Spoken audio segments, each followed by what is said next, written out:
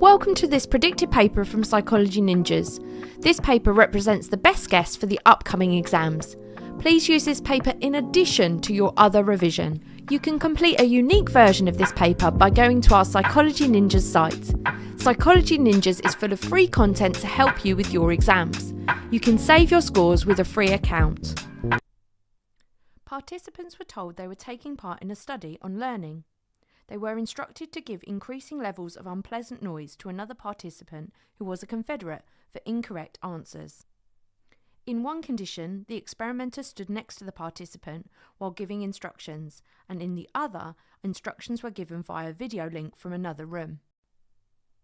The researchers measured the highest noise level each participant was willing to administer before refusing to continue.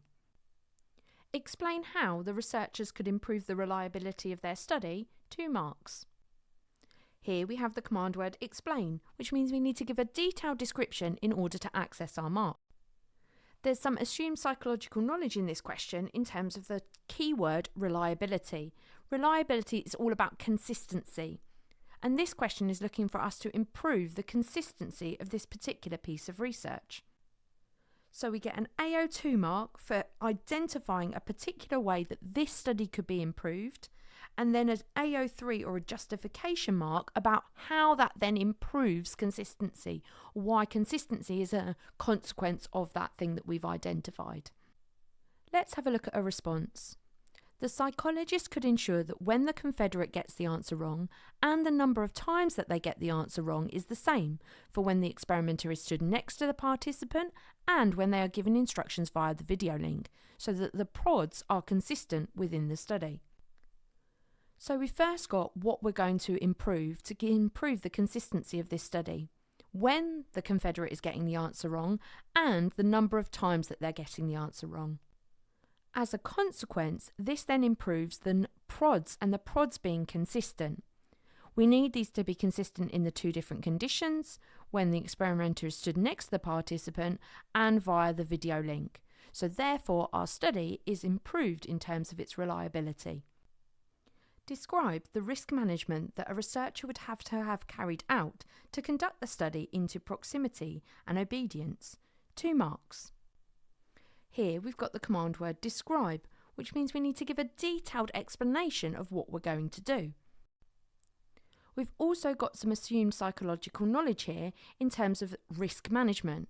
So this is how we're going to control or mitigate or reduce risks that might happen to maybe the participants or the researcher.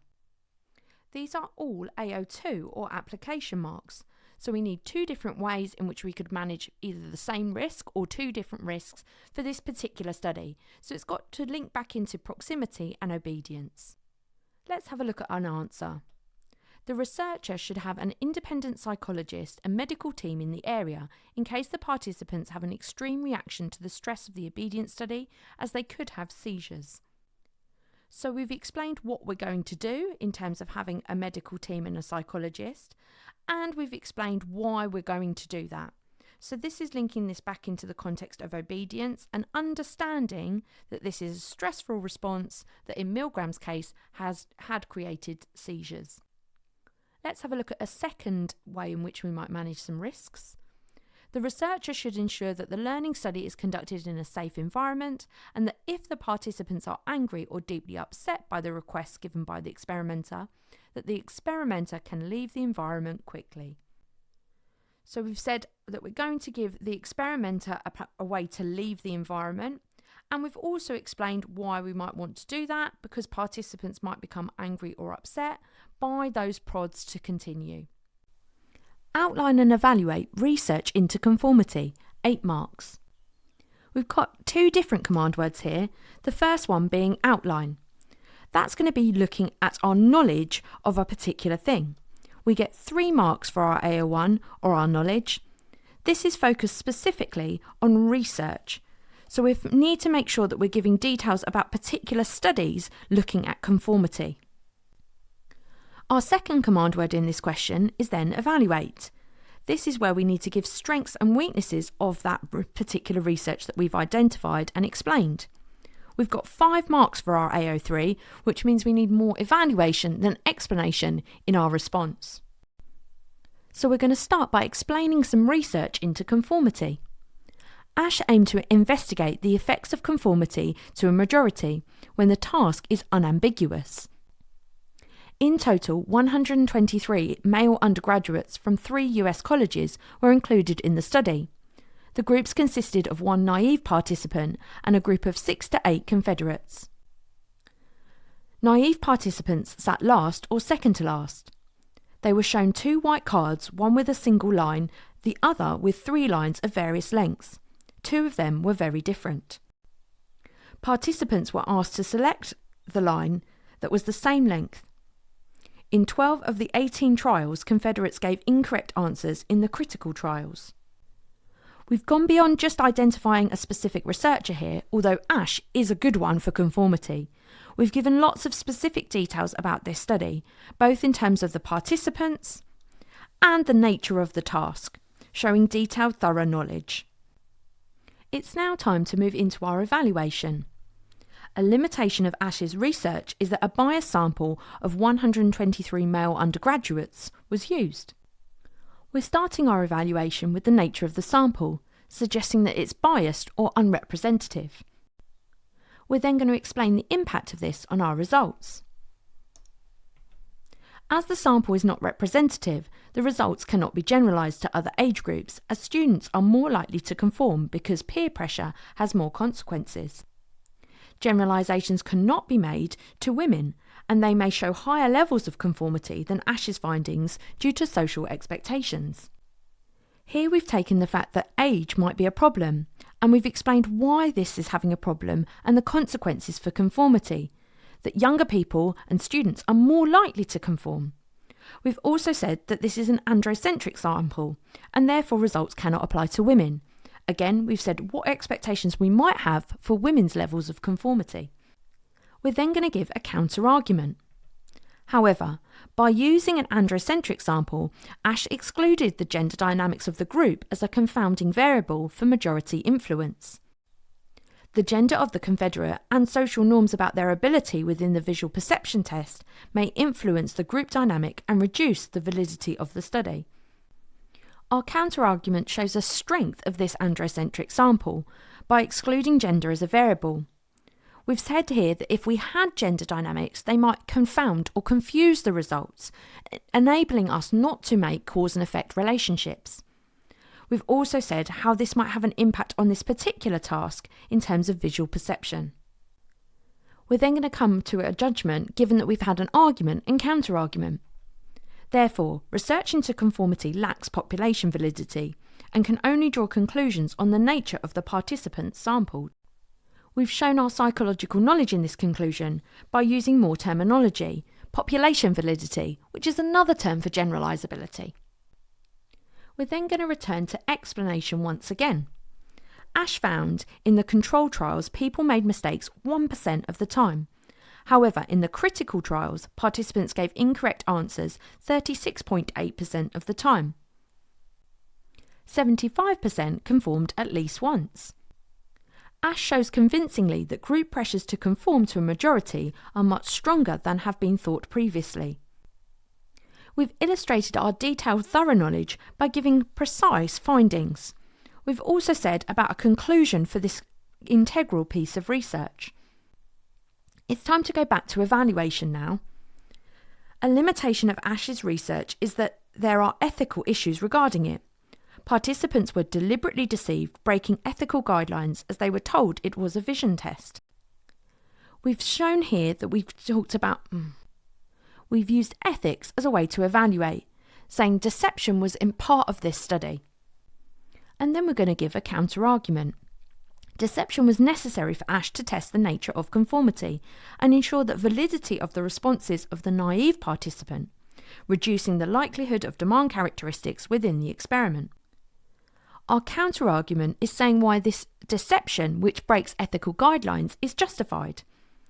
We've talked here about ensuring the validity, the accuracy of our results, and reducing the likelihood of the naive participant working out the aim of the study and changing their behaviour accordingly.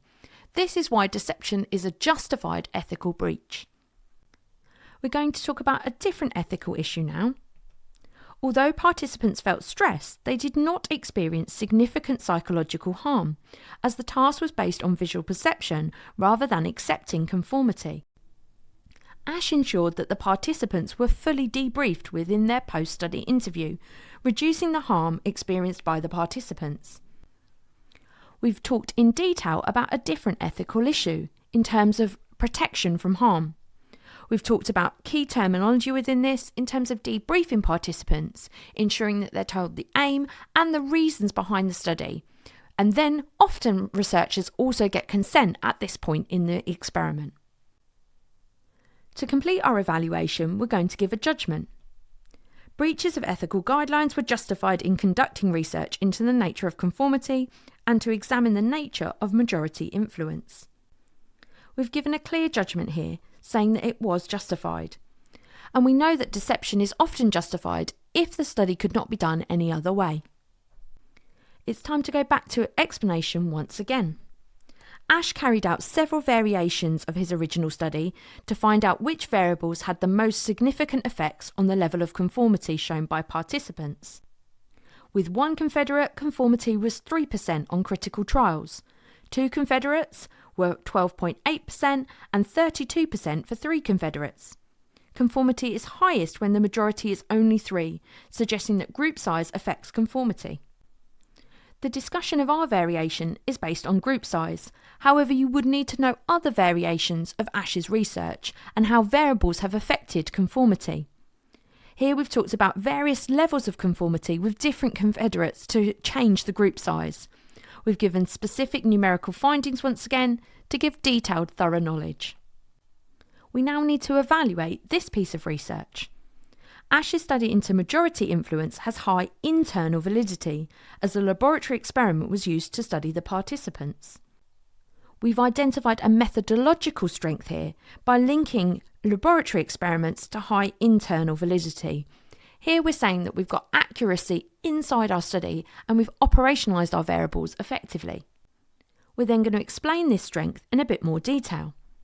By using a laboratory experiment, he controlled the conditions, such as who the confederates were and the length of the lines. He ensured that extraneous variables were limited to establish cause and effect relationships about majority influence. We've been specific here in the extraneous variables that have been controlled. By ensuring that we're linking this specifically to ASH's research, we're not considered generic in our evaluation.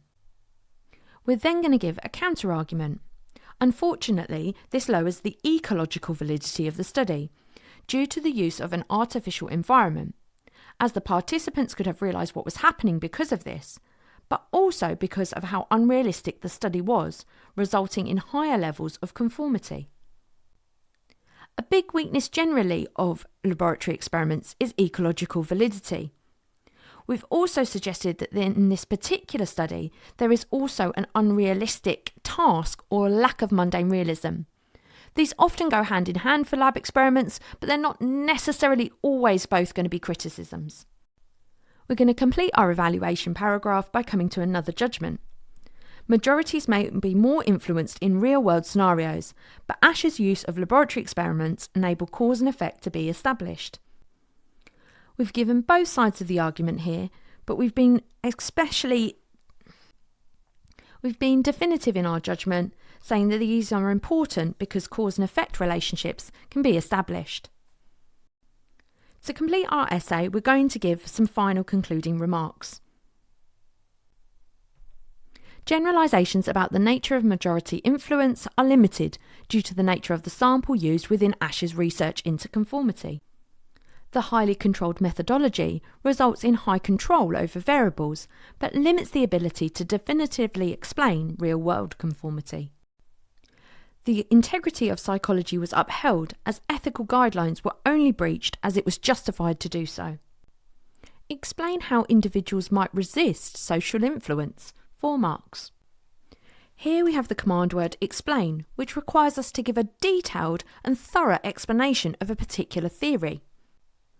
The focus of this question is about resisting social influence, so less obedience or less conformity. All 4 of our marks are going to be AO1 marks, all showing our knowledge. Let's have a look at an answer. One way in which individuals may resist social influence is social support. Those with social support may be more confident and will not fear rejection or ridicule. These individuals are more likely to resist conformity and remain independent. Ash found that the presence of social support enables an individual to resist conformity, pressure from the majority. When the Confederate gave a correct answer in Ash's study, the conformity dropped to 5%. We've clearly identified a factor in resistance, which is social support. We've said why this is important in terms of that we won't fear rejection, and we've given research support from Ash with specific findings. This shows thorough and detailed knowledge so far. We're then going to give a second way in which we might resist social influence. The timing of social support is also a significant factor in levels of resistance.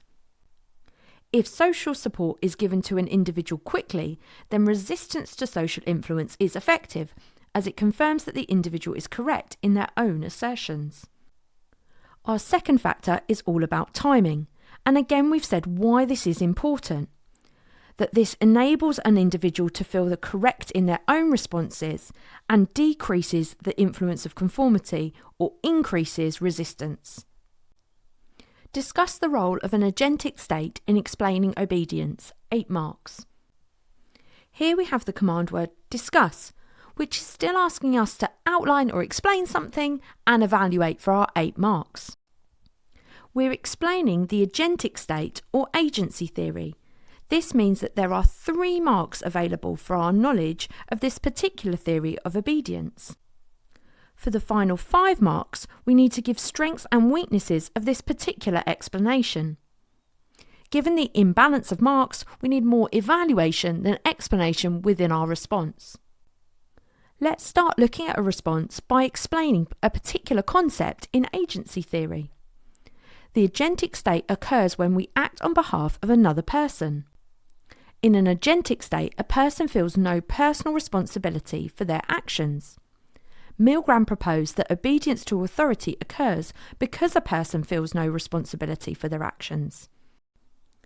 We've clearly explained that an agentic state means that we're acting on behalf of another person, and this reduces our own personal responsibility.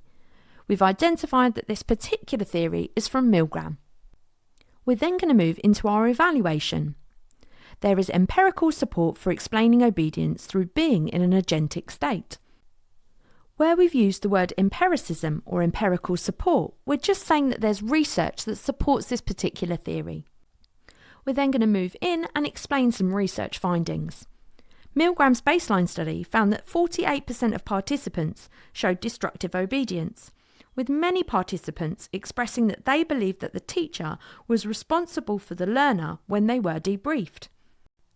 We've given some specific research findings here in terms of the number of participants that expressed these beliefs. We've also clearly showed how this was an agentic state in that they believed that the teacher was the authority figure and that they were responsible for what happened to the learner. In order to balance our evaluation, we're then going to move into a criticism of Milgram's baseline study. However, Perry is critical of the findings, suggesting that the obedience shown by the participants was actually the result of demand characteristics, as the participants questioned whether the shocks administered to the learner were real. Perry's going to be a key person when we're evaluating any of Milgram's research. This time we focused on the fact that she's suggesting that demand characteristics were shown, that the participants worked out the aim of the study and changed their behaviour accordingly. Because they believed the shocks weren't real, they continued to administer them and not be conflicted with the legitimate authority figure. We're going to complete our paragraph by giving a judgment. The validity of agency theory as an explanation of obedience is questioned, as the research findings are based on artificial studies. It's really important when we're evaluating theories with research that we explain the impact of this on the theory. Here we've said that because Milgram's study isn't valid, then agency theory can't be an accurate explanation of obedience. It's time to move into our next piece of explanation. A shift from an autonomous state to an agentic state is due to factors that bind the individual to the group, such as responsibility for other group members. In an agentic state, individuals feel less moral strain about destructive obedience. We've clearly talked about the two different states within agency theory and why this happens in terms of binding factors. Another key term to talk about is moral strain, that uncomfortable feeling we might get when we're asked to do something that isn't quite right. And we're now going to move back into our evaluation. The inevitability of the agentic shift has not been established. Here we're saying that actually some people might not move into an agentic state. It's not a causal thing. And we're going to give some research to back up this point. Rank and Jacobson found that 89% of nurses failed to obey orders to administer Valium from a doctor over the phone. We've clearly identified research here in terms of Rank and Jacobson and given specific findings. It's clear that this is Rank and Jacobson's study rather than any other, partly because participants didn't obey, but also they were asked to administer a real drug. We're now going to give a counter-argument using that other nurses' study. However, in Hoffling's study, the nurses should have shown anxiety whilst giving responsibility to the doctor because they understood their role in the destructive process. The nurses showed little anxiety and 95% obeyed despite a lack of proximity to administer a fatal dose of a fake drug. Here we've got clear findings from Hoffling's research in that the nurses showed little anxiety and a huge percentage obeyed. Again, we've shown a clear understanding of the difference between these two nurses' study in that this had a fake drug rather than the real one in Rank and Jacobson. Given that we have arguments and counter-arguments, we're going to come to a judgment to complete our paragraph. The level of personal knowledge of the participant is a significant variable in obedience. As Valium was a real rather than a fake drug, levels of obedience were reduced. Here we're clearly explaining why we've got a lack of external reliability and inconsistency in the findings, that actually the participants themselves were a variable and their knowledge about the obedient act is going to be significant. Let's move back to explanation once again. Binding factors are employed to ensure that the agentic state is continued and to commit an individual to the group. We've clearly explained binding factors as a key term within agency theory. And we're going to move into evaluation once again.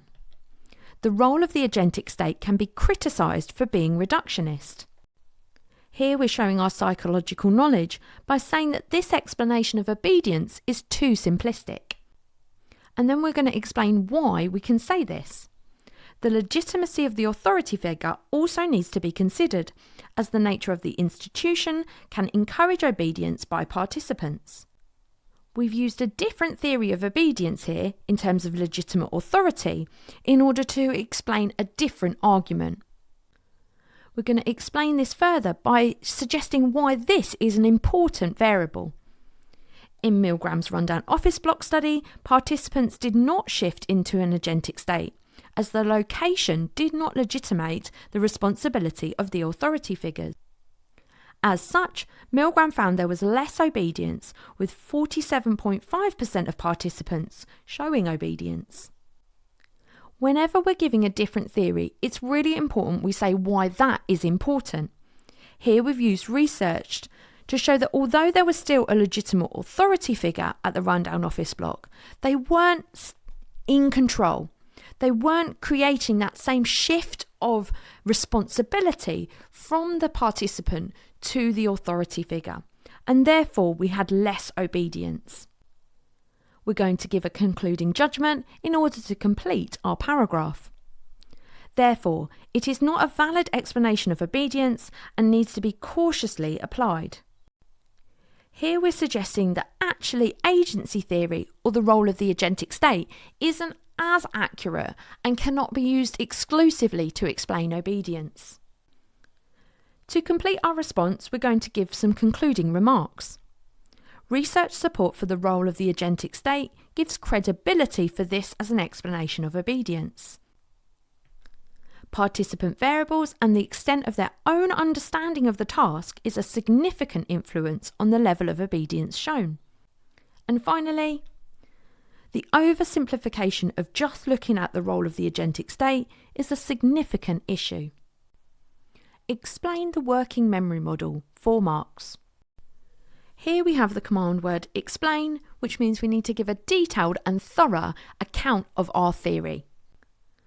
This is all focused on the working memory model, which is a particular theory within memory.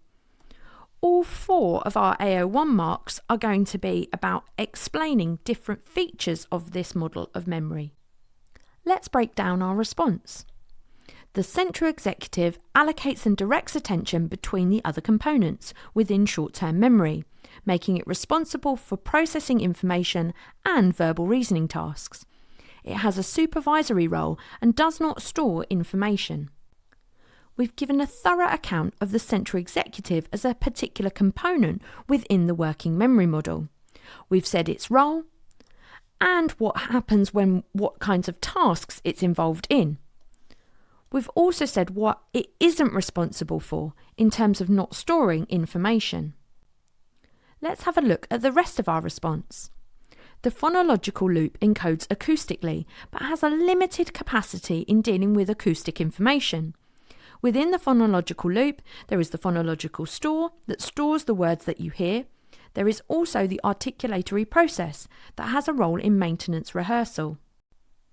Our second description has focused on the phonological loop as another store within working memory. We've given a clear description of it, and we've clearly explained both the subcomponents of this store. Although we haven't talked about the whole of the working memory model, we've given sufficient detail about the stores that we have talked about to access all the marks. Mason is conducting a study to examine the capacity of memory. He decides to use a series of 20 pictures, one with faces and one with backgrounds within his study. Mason shows the images to participants for 15 seconds each in a series of slides and repeats this 3 times. The participants then select whether the image appeared in their original slides from a 6-photo array. Identify the fully operationalized independent variable for Mason's study, 1 mark. Here we have the command word identify, which means that we need to state something. This could be done in a simple sentence or a bullet point. This question is focused on the independent variable, or the IV. This is the one that the researcher changes between the conditions. We've also got some assumed knowledge in this question in that it's fully operationalised. This means how was that IV measured? And we need to ensure that we have both the different conditions within our answer in order to operationalise this fully. Here's our response. Pictures of faces and backgrounds. We've clearly got the 2 conditions in terms of faces and backgrounds to show that this is specific to Mason's study and the STEM that we've been given. Identify the fully operationalised dependent variable, or DV, for Mason's study, 1 mark. Here we've got the command word identify, where we need to state something. We could do this for a simple sentence or a bullet point. The focus in this question is the dependent variable, and we have some assumed knowledge here. This is the variable that stays consistent between the 2 conditions or enable us to compare different participants. We need to ensure that we have fully operationalised this. This is where we say exactly how we've measured this or how Mason's measured it in his study. Here's our answer. Recall of original image out of 20. In order to fully operationalise this, we do need to say out of how many items we are recalling. If we don't include this, we don't get our mark. Explain the impact of a situational variable on Mason's study, 2 marks. Here we have the command word explain, which means we need to give a detailed and thorough explanation or outline of what's happening. This needs to focus on a situational variable. These are ones around the location or the environment. We get 1 mark for explaining a situational variable. This must be relevant for the study and therefore it's an application mark.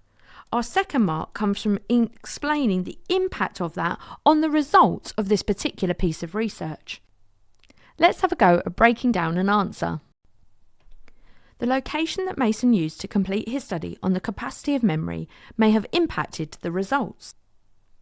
if Mason selected a classroom at a local university, then participants may have paid more attention to the images, increasing their recall.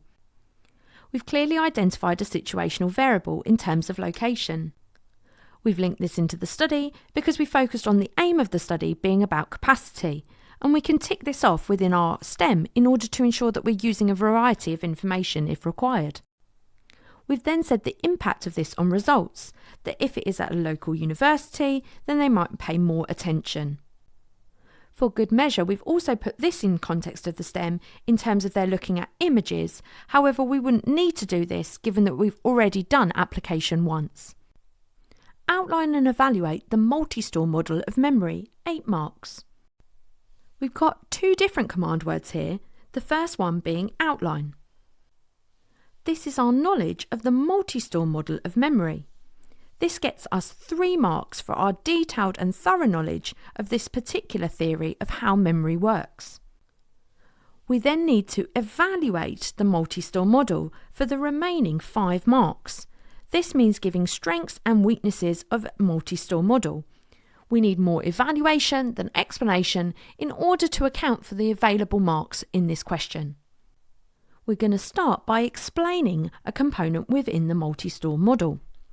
The first component of the multi-store model is the sensory register, which processes environmental stimuli from all 5 senses. The sensory register has an iconic store for visual information and an echoic store for the acoustic information. Its duration is 0.5 or half a second. However, the capacity of this store is high, given that there are over 100 million receptors in one eye. We've given a detailed account of sensory register or sensory memory. They're pretty much interchangeable as terms. We've said how it encodes, we've said its duration, and we've said its capacity. We're then going to start to evaluate to make sure that we've done both skills. A strength of the multi-store model is that there is extensive research support for the model and that the stores are distinct. We've talked about research support as a strength. You might get questions about the distinct nature of the stores or how the stores are separate. This is just saying the separate features of multi-store model of sensory memory and STM and LTM. We're going to explain this with some research. Badley 1966b found that the recall of word lists were confused if acoustically similar in short-term memory but not long-term memory.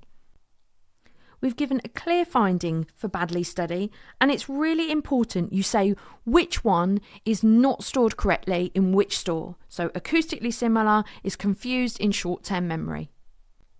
We're going to extend this with further research.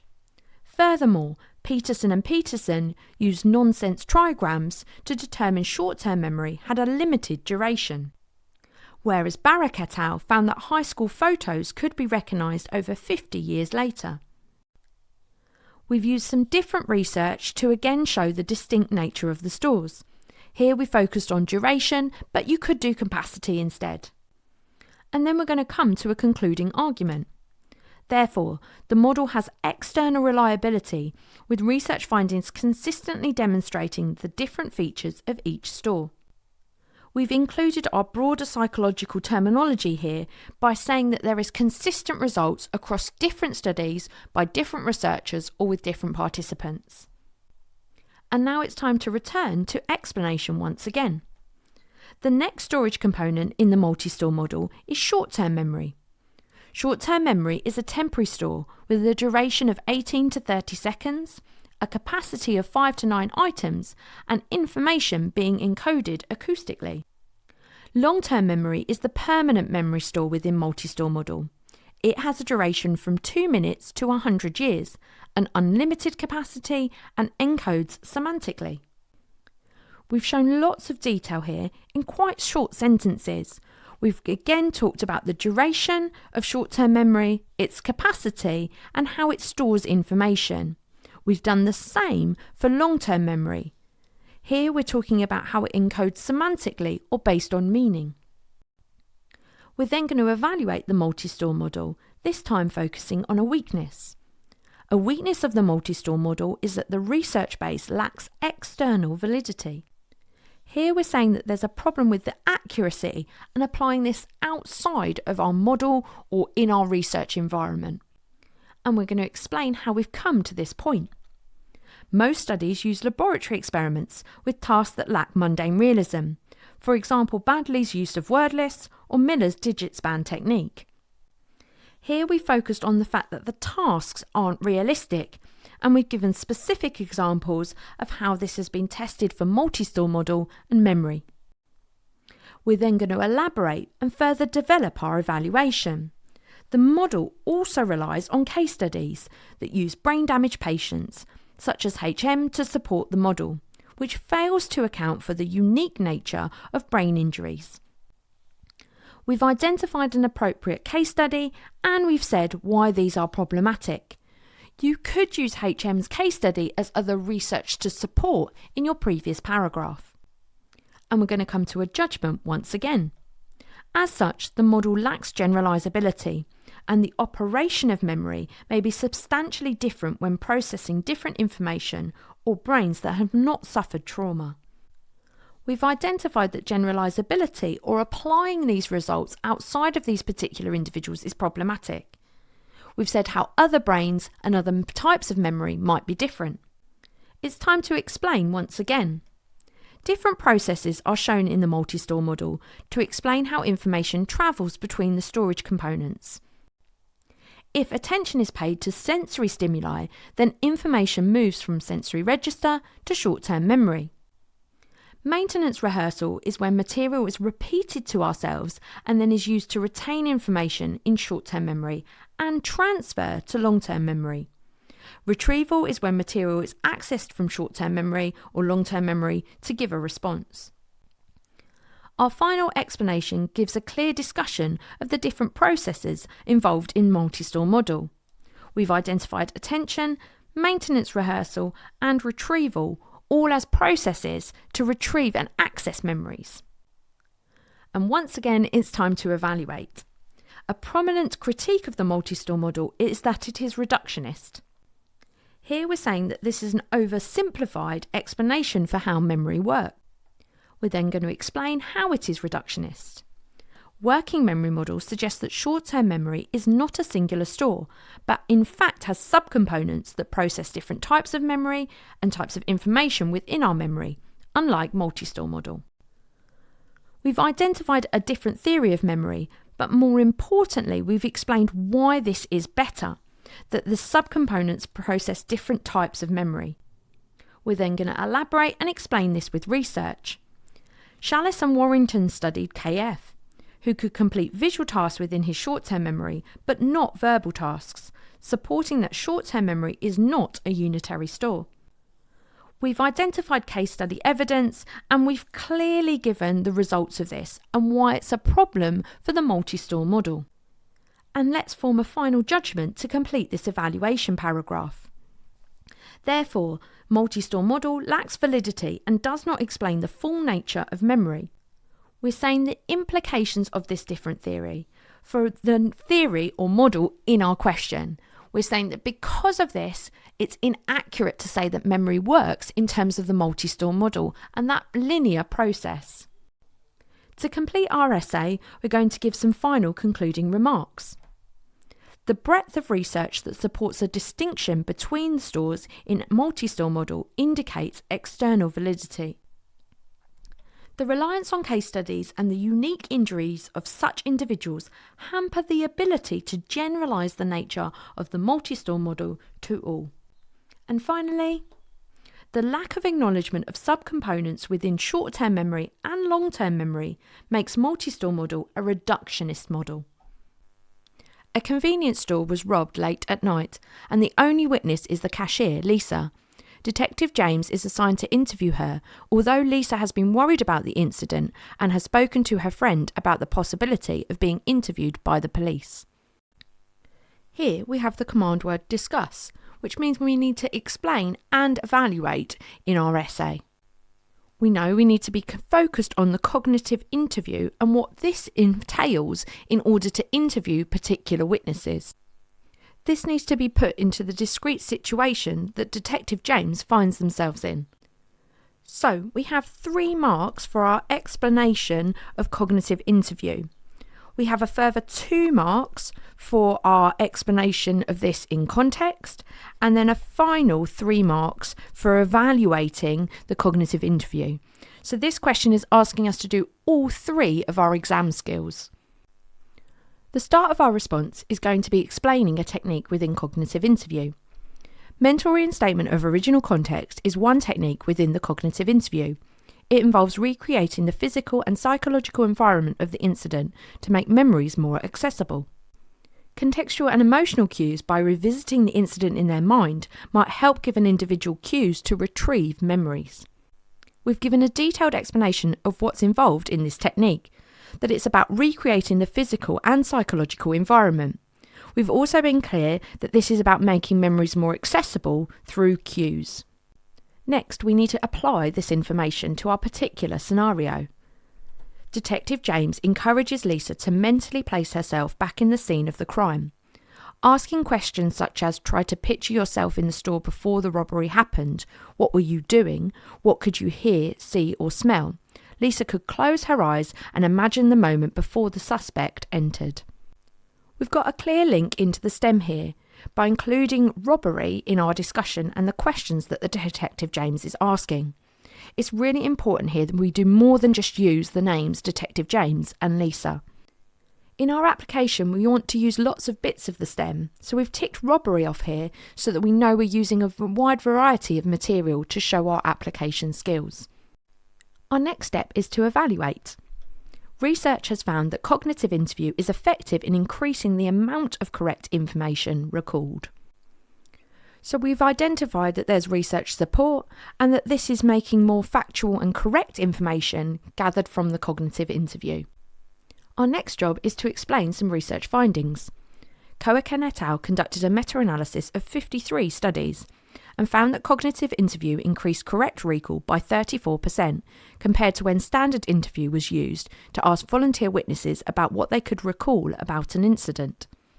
We've given explicit research findings here by saying 34% more correct information was recalled.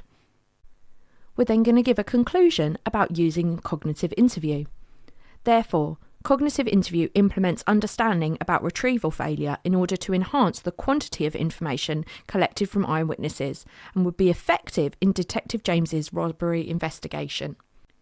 We've shown our broader psychological knowledge here by linking this into theories of forgetting in terms of retrieval failure. We've also made sure that we've linked this back to the STEM by talking about that this would be important and useful for Detective James to use in their particular investigation. We're now going to repeat this process using a new part of cognitive interview. Here we're going to talk about report everything. The witness is encouraged to report everything without editing their account, so that they do not leave anything out even if it might not seem important. Report everything improves recall by using the interconnected nature of memory that a collection of small details from different witnesses might explain the incident as a whole. We've clearly explained what report everything involves and that we're not going to leave anything out. More importantly, we've explained why this is important. So we've talked about the interconnected nature of memory and how this might help an investigation. In order to ensure that we're hitting all the skills being asked of us in our question, we're going to move back into application. Here we're going to talk about how we would apply report everything. Detective James avoids leading questions and instead asks Lisa to describe the event in the convenience store in her own words by asking, "Tell me everything you remember, no matter how small or unimportant it may seem." We can go back up to our STEM here and tick off convenience store as a different part of the STEM that we have used. We're then going to evaluate cognitive interview once again. The quality of the information recalled by the witness may be problematic. This time we're talking about the quality of the information rather than necessarily the quantity. To explain our point, we're going to use some evidence. Cohen et al. Found an 81% increase in correct information using cognitive interview, but also a 61% increase in incorrect information compared to standard interview. Again, we've used specific findings in order to show our thorough detailed knowledge. An 81% increase, incorrect, but also a 61% increase in incorrect. And we're going to make a link back to our scenario. Therefore, Detective James would need to be cautious about the information Lisa gives about the robbery, as it may not be accurate. We've focused in on this being a robbery once again to show that we've understood what the STEM and the scenario is really all about. We're then going to move into our final explanation of a technique within cognitive interview. Change order involves the interviewer changing the chronology of the events by reversing the order of the events. By discussing the events out of sequence, it is less likely for schema to affect the witness's recall, as it decreases the expectations that an individual might have about a particular crime. So we've explained what changing order is in terms of reversing the events. We've also talked about why this is important in that it disrupts schemas or expectations or blueprints in our memory. From here, we're going to go back to application. Detective James asks Lisa to recall the event in reverse order by using questions such as, let's go backward from when the suspect left. What did you see or hear as he was walking away from the cashier counter? We've clearly linked this into the STEM by acknowledging that Lisa was the cashier, and we've also talked about the suspect leaving and going backward. We can go back up to the STEM here and tick off cashier, as this is a different part of the STEM that we have used in our application. We're then going to evaluate once again. There are practical issues with the implementation of the cognitive interview by the police. In our point here, we've acknowledged that it's the police who are likely to use this particular technique in memory. For our explain, we're going to develop some practical issues. Kebbel and Wagstaff found that the cognitive interview takes more time than the police have available to interview witnesses who prefer deliberate strategies to access the minimum amount of necessary information. Police officers would also need to complete hours of specialist training, which can be difficult to implement. We've got two different practical issues here: the time it takes to interview witnesses, but also the time it takes for the training necessary to do the cognitive interview. We're then going to link this back to the STEM. That Detective James would need to have undergone specialist training to implement cognitive interview effectively. We're going to come to some final concluding remarks. The high degree of specialist training means that the implementation of cognitive interview has been limited. Cognitive interview techniques are effective, producing more correct recall than existing interview techniques. And finally, techniques within the cognitive interview also increase the likelihood of incorrect information being recalled, so details between witnesses must be verified. Which type of attachment is cross-culturally the most common? 1 mark. This is a multiple choice question and we need to select one of the boxes: insecure resistant attachment, secure attachment, insecure disorganized attachment, or insecure avoidant attachment. The most common universally is secure attachment. In which type of attachment did children show a low willingness to explore? 1 mark. This is a multiple choice question and you just need to select the correct response. The responses are secure attachment, insecure avoidant attachment, insecure resistant attachment, or insecure disorganized attachment. The one where there's a low willingness to explore is insecure resistant attachment. Briefly evaluate the validity of the strange situation, 4 marks. Here we have the command word evaluate, which means we need to give strengths and weaknesses. As it's only 4 marks for our 4 AO3 marks, we only need to be brief in our evaluation. Our evaluation needs to be of the strange situation, and specifically we need to focus on validity, or the accuracy of the strange situation in typing attachment. Let's have a look at our response. The strange situation has high internal validity, as the type of attachment was carefully operationalised. The observation was conducted behind a one-way mirror to ensure that the presence of the researcher did not affect the observation of attachment. There was also set furniture positions and video footage of the tests. We've clearly identified that internal validity, or the accuracy inside the study, is a strength. We've said that variables are operationalised or carefully measured, and we've said how that has happened through the use of the one-way mirror. We've also talked about the fact that the furniture had set positions, all controlling the nature of this study. We're then going to look at a second evaluation point. The strange situation lacks ecological validity as it was conducted in an artificial environment. The caregivers may have shown demand characteristics, changing their behaviour as attachment type was being assessed, that in turn may have impacted the infant's reactions. We've clearly used terminology again here by talking about ecological validity. However, this is true of lots of different pieces of research, so we want to be careful that we're not generic. By explaining the impact of demand characteristics, we're then showing our understanding of this particular piece of research. As the infants are quite young, it's going to be the caregivers that might work out the aim of the study and change their behaviour. As the caregivers change their behaviour, the babies might react in a slightly different way.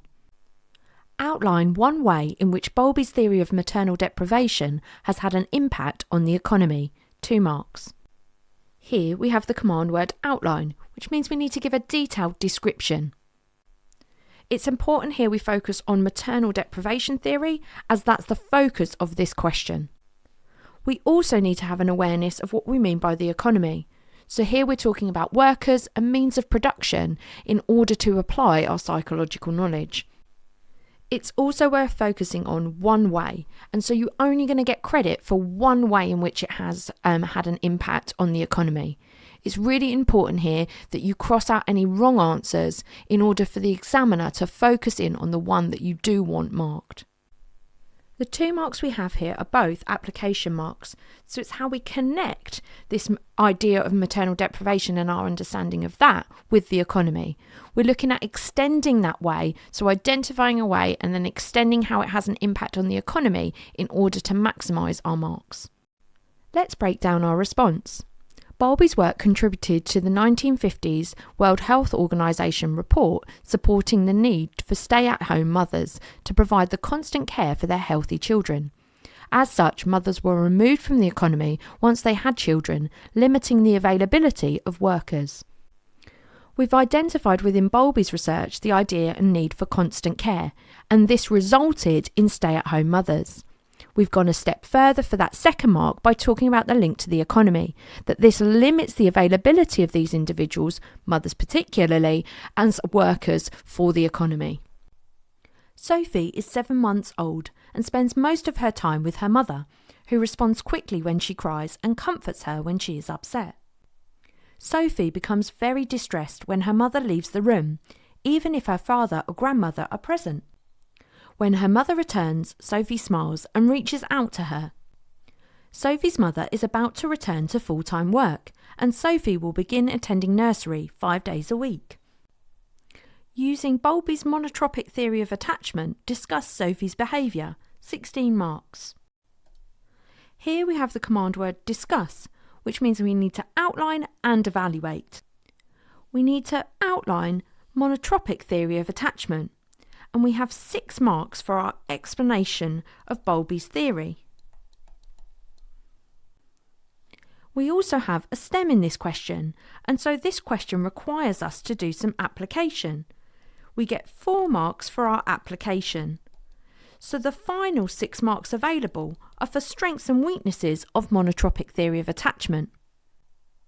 We're going to start by explaining some knowledge about Bowlby's theory.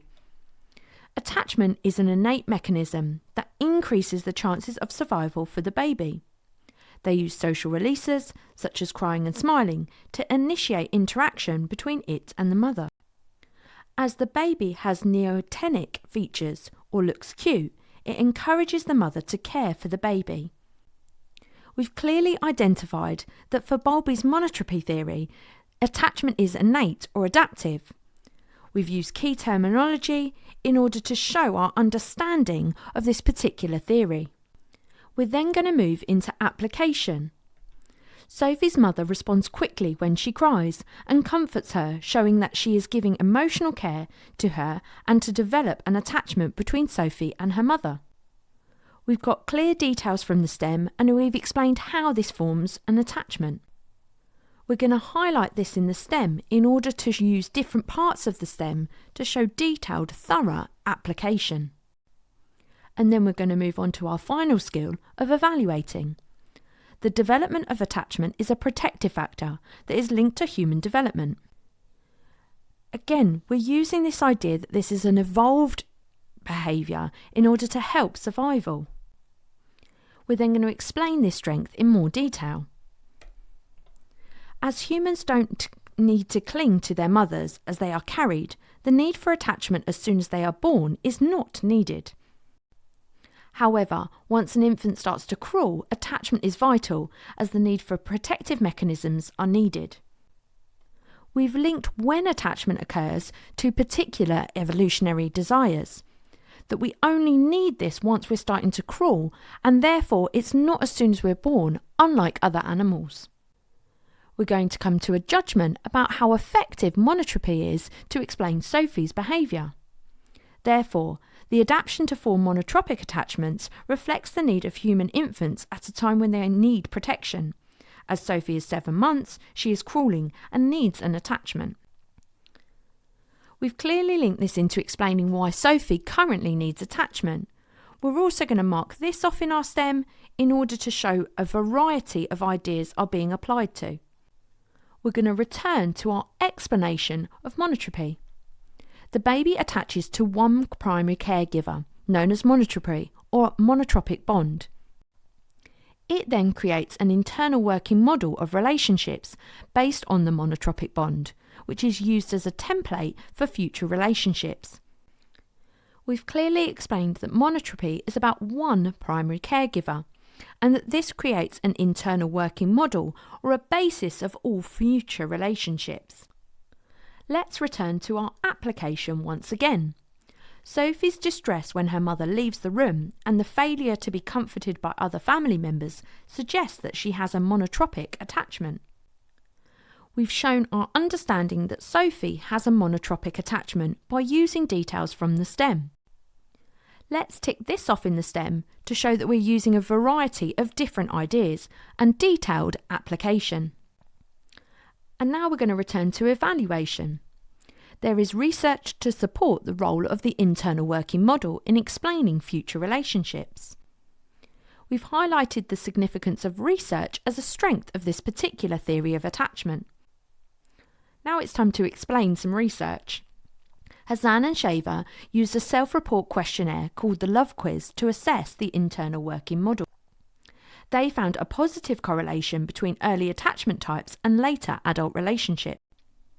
This supports Bowlby's idea of an internal working model and suggests that our early childhood experiences do affect our later adult relationships. We've identified research and we've gone for Hazan and Shaver. We've given clear findings in terms of the positive correlation between these different ideas and explained why this supports monotropy. We're going to give a judgment about this in terms of explaining Sophie's behaviour. Bowlby's theory is a valid explanation of attachment, with findings demonstrating the need for secure attachment, as shown by Sophie's response to her mother leaving the room. By having research, we're saying that the theory itself is accurate. We've again linked this into Sophie's reactions to separation anxiety. Let's go back to explanation once again. Babies must form an attachment during the critical period, which is in the first 2.5 years of life. However, Bowlby later acknowledged that infants could form an attachment after this period, but he argued that successfully forming this attachment would be increasingly difficult after this initial period. Bowlby said that if a primary attachment didn't form during this time frame, then the child would suffer emotionally, socially, and intellectually. Here we've clearly focused another key term in monotropic theory of attachment in terms of the critical period. We've gone on to explain the idea of a sensitive period, which was later introduced by Bowlby. Let's apply this to Sophie's behaviour. As she's starting nursery within the critical period, her attachment with her mother may risk disruption. Sophie's mother should ensure that the nursery provide emotional and physical support for Sophie. We've clearly identified that Sophie's starting nursery and that this is within the critical period as she is 7 months old. We're going to highlight this in the stem in order to show that varied application. Let's now evaluate. Psychologists have studied children who fail to form attachments during the critical period. Given our discussion of the impact of this, we're going to talk about research when it hasn't occurred in a critical period. This is going to require an explanation of some psychological research. Rutter and Zonga-Bark shows that Bowlby's claim is true to an extent. The Romanian orphans were physically smaller and showed some cognitive impairments. If the Romanian orphans were adopted before 6 months, the majority had caught up with British adoptees by the age of 4. However, those who experienced institutional care after 6 months were more likely to show disinhibited attachment. We've given a range of findings here and used some terminology in terms of disinhibited attachments or showing lots of different or over-familiarity between infants and children. We've also shown that both physical and intellectual issues were experienced by some of the Romanian orphans. Let's complete this paragraph by linking this back to Sophie's behaviour. Therefore, it appears less likely that attachments will form after this period and would continue for Sophie at nursery, but is not impossible. We've clearly linked this back to Sophie and that she's about to start nursery. Let's go and complete a bit more explanation. The continuity hypothesis suggests that if a secure attachment is formed in infancy, then social and emotional competency continues in childhood and adulthood. We've clearly explained the continuity hypothesis as an additional term in Bowlby's monotropic theory of attachment. Let's now apply this to Sophie. Sophie has formed a secure attachment with her mum, as when she returns, Sophie smiles and reaches out to her. By forming this attachment in infancy, Sophie will have stronger childhood and romantic relationships. We've picked out details from the STEM in order to show that Sophie has a secure attachment. Sophie's reunion behaviour is going to be highlighted in the STEM. We've got 4 clear distinct pieces of application for our 4 AO2 marks now. It's time to evaluate. Bowlby's theory of monotropic attachment is reductionist, as there are other types of attachment. Here we've used the term reductionism to talk about this being an oversimplified explanation for attachment. We're going to explain a different theory of attachment in order to give some development to this idea. Kagan proposed the temperament hypothesis, which suggests that a child's temperament plays a role in forming an attachment with a caregiver. It is thought that infants have differing temperaments because of their genotype, which means that some are more sociable and others are more anxious. Bowlby ignored the role of temperament, preferring instead to focus on the early childhood experiences and quality of attachment, which was an oversight, since personality differences in the child influence whether they become securely or insecurely attached. A different theory of attachment has clearly been explained in terms of the temperament hypothesis. We're also saying why this is a problem for Bowlby's theory, and that the role of the child in forming attachments is significant. We're going to come to a final judgment in relation to reductionism. So, the focus on primary caregivers is deterministic and fails to account for the role that the child has in forming attachments and Sophie's smiles to mum. So we've clearly linked this back to our STEM and the information that by smiling at her mum, Sophie is reciprocating that relationship and ensuring that an attachment is formed. To complete our essay, we're going to come to some final judgments to form a conclusion. The empirical support for monotropic theories of attachment suggests that it is a valid explanation of attachment. The failure to take into account multiple attachments limits the ability of monotropy to explain the development of attachment through infancy. Acknowledgement of a wider window for attachment in the sensitive period shows a sensitive understanding of attachment. And finally, Bowlby's monotropic theory of attachment is only focused on the parent's influence on the child, rather than taking into account how the child has a role in the development of attachment. Oscar is conducting a study to investigate the relationship between clinical experience and positive interactions with patients. He collects data on the number of years that different clinicians have been qualified. He also conducts cross-sectional research, asking patients to complete questionnaires about their daily experiences in 10 different inpatient facilities. Table 1. Mean number of positive interactions per day and the number of years the clinicians have been qualified. Less than 2, 5.2, 2 to 5, 8.9, more than 5, 4.5. Draw a bar chart to show the mean results of Oscar's study using the data from Table 1, 3 marks. Here we have the command word draw, which means it's looking for us to actually draw out and sketch out this particular bar chart. The first thing we want to do is draw out our axes. And then we want to put a scale on both axes.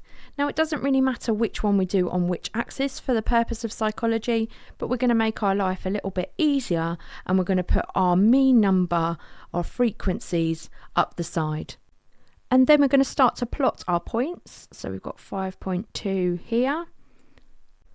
And because we've got a bar chart, we want to leave a space so our bars don't touch. And we're going to put 8.9 about here. And then we're going to put 4.5 in here. And that gets us one of our marks because we've accurately plotted our points. So our next thing to do is label our axis. So this is less than 2, this is between 2 and 5, and this is more than 5.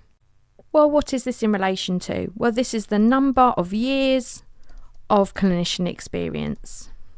And then we need to label our other axis. So this is the mean, and what is it the mean of?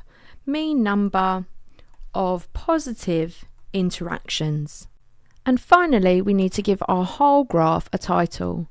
So we're going to say bar chart to show. And we need to put both our IV, and that completes our graph, and also our DV, which completes our graph. Here's one I prepared earlier. Our bars have a gap between them and they are accurately plotted. That's 1 mark. We've got both of our labels operationalised, the number of years for the clinicians being qualified and the mean number of positive interactions per day. We have both our IV, the years of experience of the clinician, and the DV, mean number of positive interactions, in our title. So we get all 3 marks. The psychologist wants to test the reliability of the observers. Suggest an appropriate statistical test that could be used to do this, and explain 2 reasons for your choice in the context of the study, 5 marks. There are 2 different command words within this question. The first one is suggest.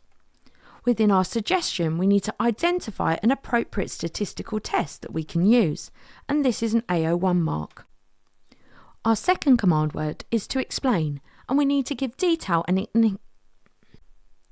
The second command word is explain, and we need to give detail and extension to our explanation.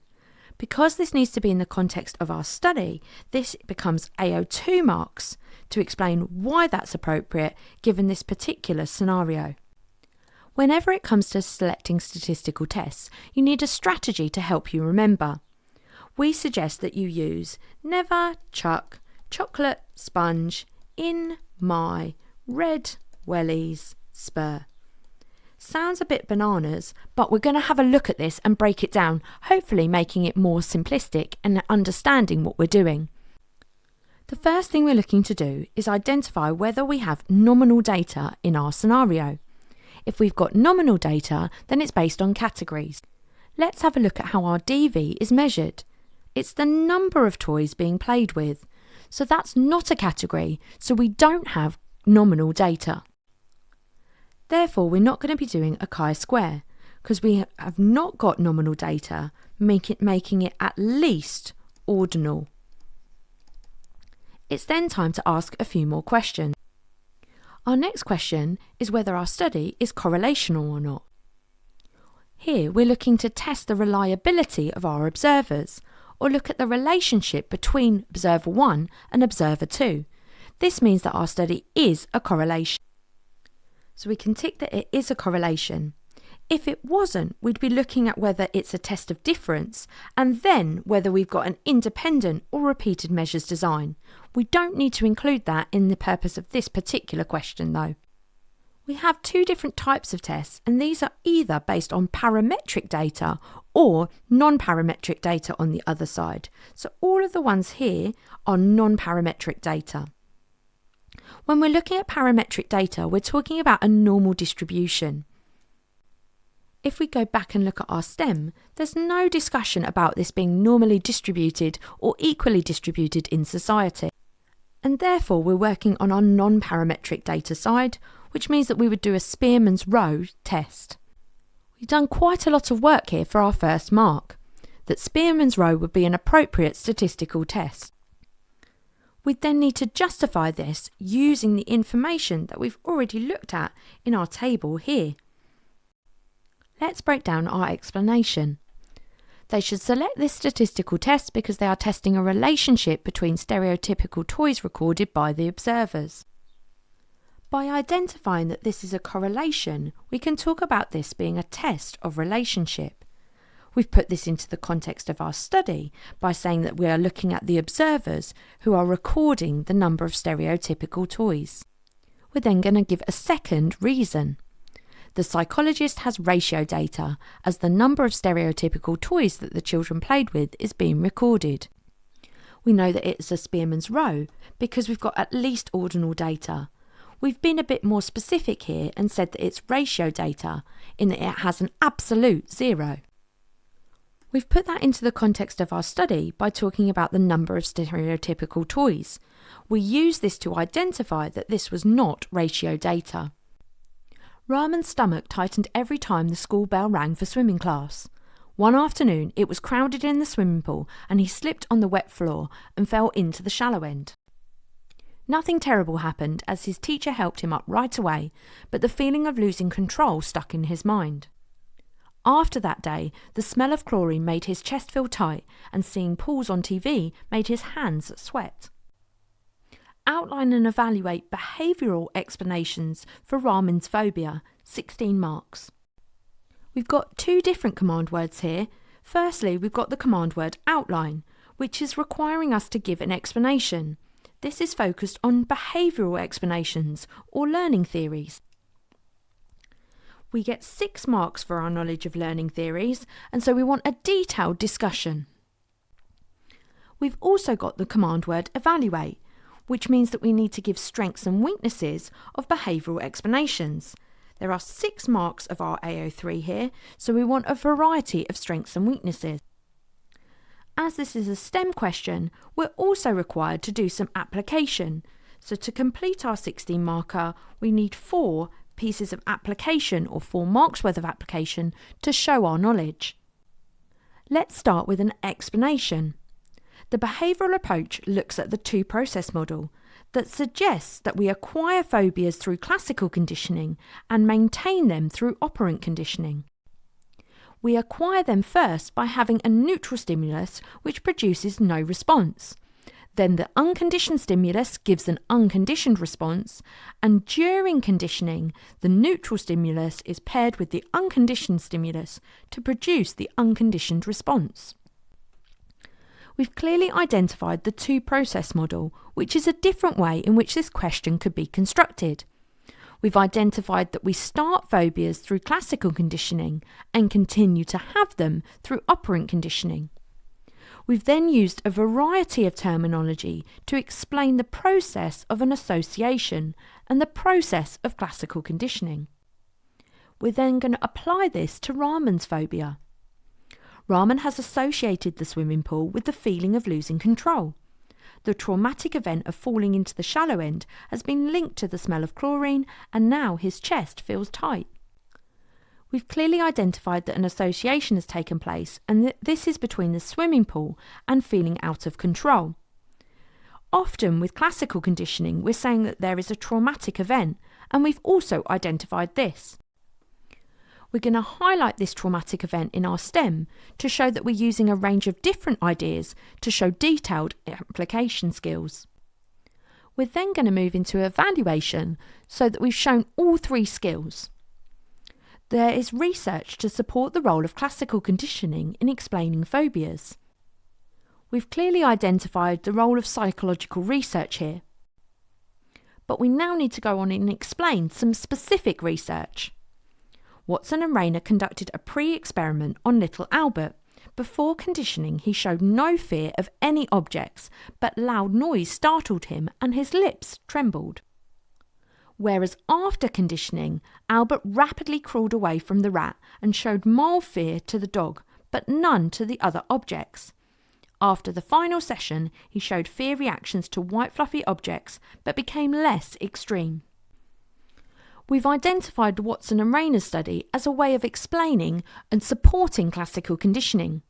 We've given a range of ideas here and a range of findings to show the progression of Albert's fear throughout the study. We're then going to come to a judgment about whether this is an effective explanation for Raman's phobia. Classical conditioning is a valid explanation of the initiation of phobias, with an association of fear with Raman smelling chlorine. It's important when we're using research that we say that this makes the explanation valid. We've also linked this into Raman by saying that he's smelling chlorine and that's triggering his fear response. We're going to highlight this within our STEM in order to show that we're using different ideas. Let's return to explanation. After conditioning, the conditioned stimulus gives a conditioned response. If the conditioned stimulus is constantly presented without the unconditioned stimulus, then the conditioned response dies out, called extinction. Similarly, if the conditioned response is only produced by presenting the original stimulus, then there is discrimination. We've identified additional terminology within classical conditioning as an explanation for phobias. Let's go back and do some application now. Before falling in the pool, the smell of chlorine was a neutral stimulus, but it now has been associated with falling in the water, producing the conditioned response of sweaty hands. We've identified that Raman didn't have a fear before the traumatic event, and now how he's showing a conditioned response. We're going to highlight this in our STEM in order to show that range of application. Now it's time to show off our AO3 skills. If the neutral stimulus becomes associated with a fearful experience, the result should be a phobia, but this does not always happen. We're showing here about the deterministic nature of classical conditioning and suggesting that this doesn't always happen after a traumatic event. Researchers found that not everyone who was bitten by a dog develops a phobia of dogs. The diathesis stress model may be a better explanation of phobias, suggesting that we inherit genetic vulnerability for developing mental disorders. However, a disorder will only manifest itself if triggered by a life event, such as being bitten by a dog. We've shown here how actually we need a combination of genetic vulnerability and the right circumstances in order to adequately explain phobias. It's now time to make a judgment about Raman's phobia and whether behavioural explanations are effective. Therefore, the behavioural explanation is incomplete on its own to explain why others who have fallen in a swimming pool don't have the same reaction as Raman. So we've identified here that they're invalid or incomplete. We've also linked this back into our STEM by talking about not everyone who's fallen in a swimming pool has the same reactions. As Raman is the only person who's showing these reactions to the swimming class, we can show that this isn't a complete explanation. Time to show our knowledge once again. The conditioned response has generalised to similar stimuli, and phobias may have a wider impact than the initial event. This is called generalisation. Let's go back to explaining. The conditioned response has generalised to similar stimuli, and phobias may have a wider impact than the initial event. This is called generalisation. If the conditioned response is not reinforced and extinction occurs, there may be spontaneous recovery. We've identified some additional terminology within classical conditioning: stimulus generalisation and spontaneous recovery. Let's go back to that application now. Raman's phobia shows stimulus generalisation, as the feeling of losing control now applied to seeing pools on TV rather than being in the swimming pool directly. We've clearly shown our understanding of the STEM and linked it to this key term of stimulus generalisation. We're going to highlight this in our STEM to show that we're using different ideas for different concepts.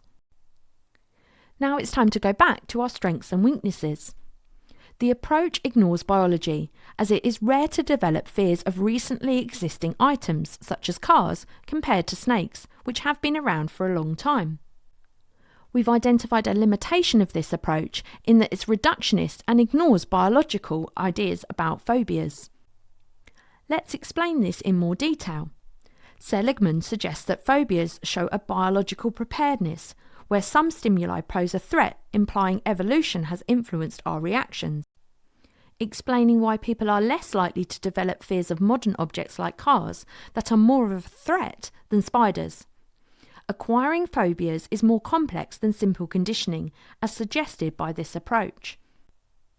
We've identified key ideas here in the nature of biological preparedness, that some fears have evolved in order to help our survival. We've identified that actually, as a classical conditioning suggests, developing phobias is more complex than just an association. How does this apply to Raman's phobia? Furthermore, it is reductionist as it only accounts for behavioural factors and thus suggests the approach is limited in its understanding where fear of deep water has a biological basis. We've identified that actually Raman's fear of swimming pools might be connected to this deeper fear of deep water. Let's return to explanation, this time focusing on the maintenance of phobias. Operant conditioning is used to explain the maintenance of phobias, either through punishment or reinforcement. When the individual sees the stimulus, they will feel fear, which is an example of punishment. This reduces the likelihood of them going near the thing that they fear, and avoidance will reward them by making them feel calmer, showing negative reinforcement. We've used key terminology within operant conditioning to explain why phobias continue, focusing on both punishment and negative reinforcement, with examples pertinent to phobias. It's now time to apply this to Raman's situation. Raman's teacher may maintain the phobia by asking him how he feels every time he enters the swimming pool, giving him intention to positively reinforce his phobia. If Raman's teacher allows him not to participate in the swimming class, then this might negatively reinforce his phobia. We've clearly focused on the role of Raman's teacher in our application, either by maintaining the phobia, asking him how he feels, giving him attention, or about allowing him not to participate in the swimming class. We're going to highlight his teacher as the final piece of application. We've got 4 clear applications here for the 4 marks available for AO2. Let's now evaluate operant conditioning. The 2-process model explains how phobias could be maintained over time that has important implications for therapies. Where we're talking about therapies, we're talking about the application of this particular theory. Systematic desensitization helps people unlearn their fears using classical conditioning and flooding to stop negative reinforcement occurring. Gilroy et al. Compared patients who received systematic desensitization with a control group for a phobia of spiders.